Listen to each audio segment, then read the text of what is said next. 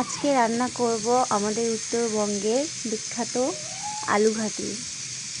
কড়াই গরম করে নিয়েছি, এখানে সামান্য পরিমাণে তেল দিয়ে দিলাম। তেলটা কিছুক্ষণের জন্য গরম করতে দেব। তেলটা গরম হয়ে গেছে, দেখেন তেল দিয়ে ধোঁয়া ছাড়তেছে অলরেডি। এই সময়ে দিয়ে দেব ডিম।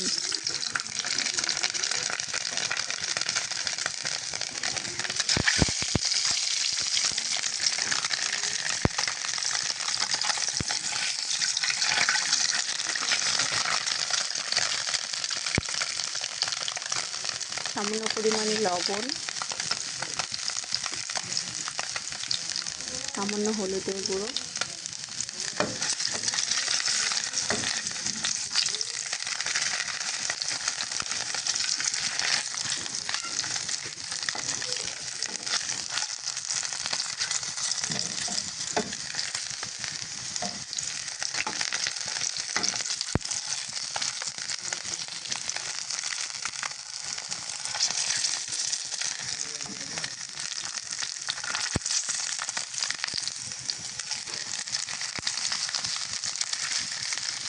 ডিমটা ভাজা হয়ে গেছে, এখন উঠিয়ে নেব। এখন কড়াইতে দিয়ে দেব পেঁয়াজ,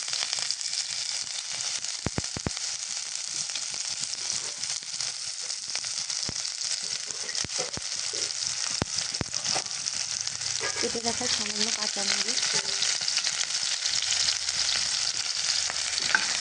এটাকে আমি খুব সুন্দর করে ভেজে নেব।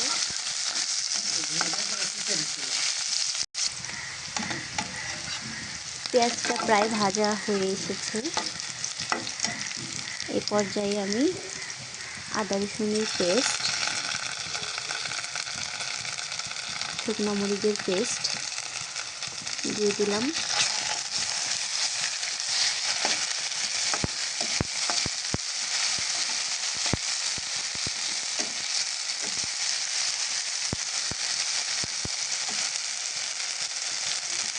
দিয়ে দেব সামান্য পরিমাণে পানি।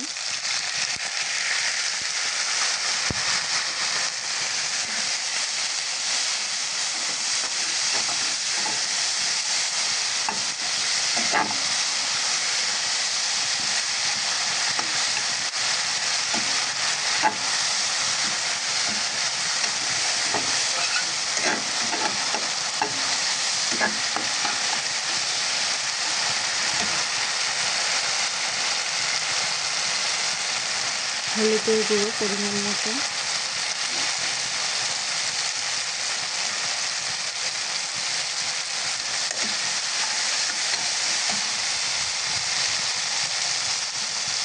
লবণ পরিমাণ মতো,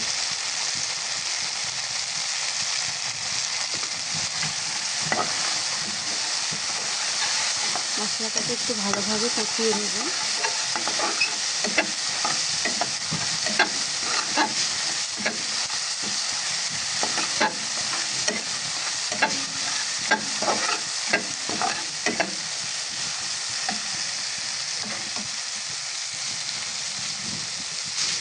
আরও একটু পানি অ্যাড করবো এখানে।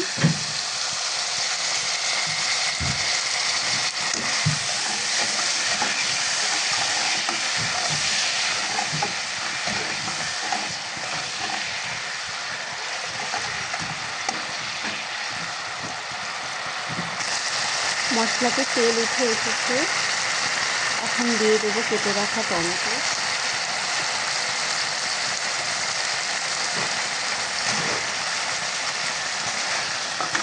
টমেটোটাকে আমি এখন ভালোভাবে কষাবো।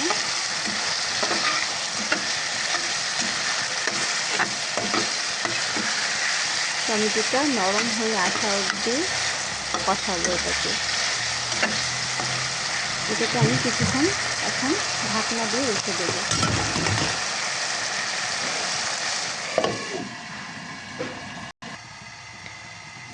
এবার ঢাকনাটা খুলে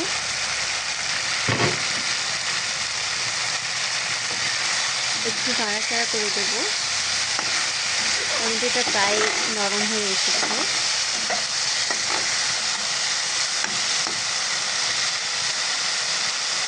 এখন এখানে দিয়ে দেব সেদ্ধ করে ম্যাশ করে রাখা আলু। এটা নতুন আলু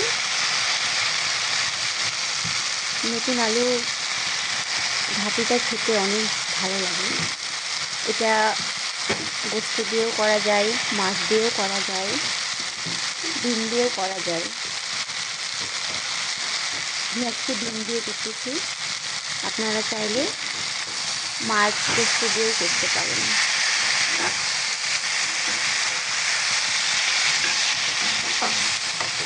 এবার আলুটাকে আমি কষিয়ে নেব। সেদ্ধ আলুর একটা কাঁচা গন্ধ থাকে, যেটা খুব ভালোভাবে কষাতে হয়। এটাকে ভালোভাবে না কষালে গন্ধটা সহজে যেতে চায় না।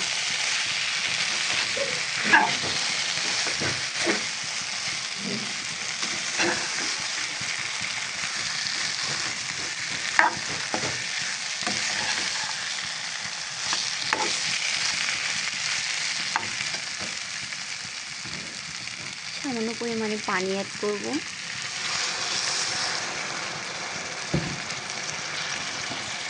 চুলার আঁচটা হাই হিটে রাখতে হবে।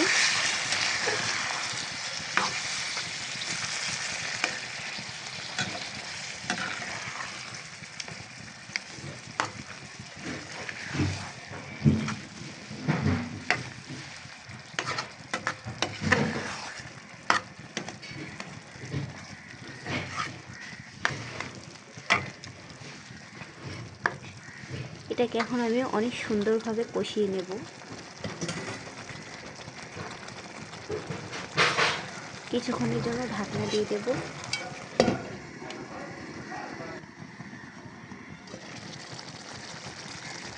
ঢাকনাটা খুলে আমি আরও কয়েকবার অফ ক্যামেরায় নাড়াচাড়া করে দিয়েছিলাম, না হলে এটা খুব সহজে তলে লেগে যায়।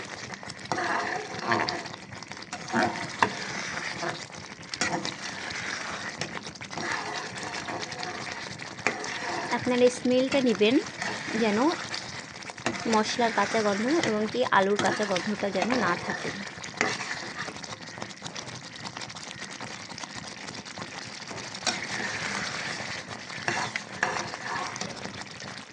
এখন আমি এখানে অ্যাড করব আমধনির পাতা। এটা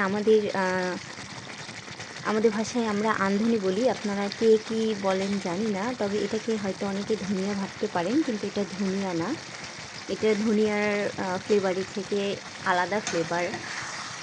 এটাকে আমধনি বলা হয়। এটা হচ্ছে আলু, বেগুন, টমেটো দিয়ে ঘাটি যেটা বলে, ওইটাতে খুব ভালো লাগে খেতে, এবং কি আলু ঘাটি এগুলাতে খুব খেতে সুন্দর লাগে, ফ্লেভারটা ভালো লাগে।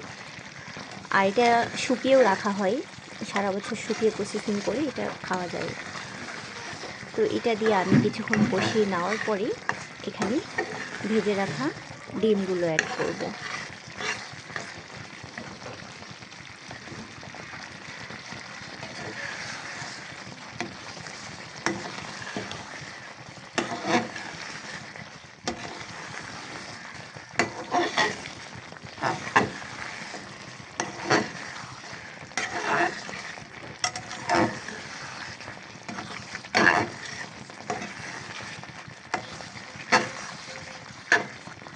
এবার এখানে ঝোলের জন্য পানি দিয়ে দেব।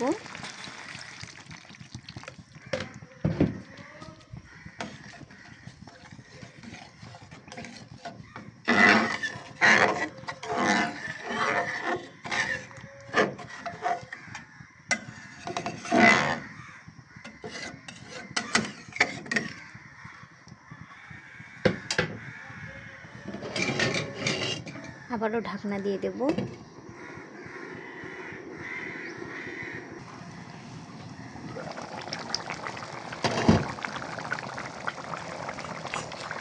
ঢাকনাটা খুলে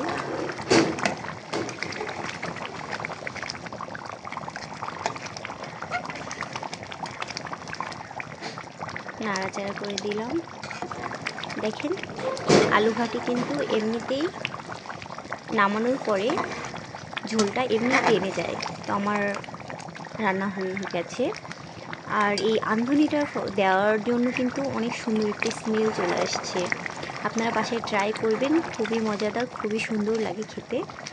আপনারা এটা বাসায় খেতে পারেন, এটা গোস্ত দিয়েও খেতে পারেন বা মাছ, ডিম যেটা দিয়ে ইচ্ছে করে আপনাদের, আপনারা রান্না করে খেতে পারেন চাইলে।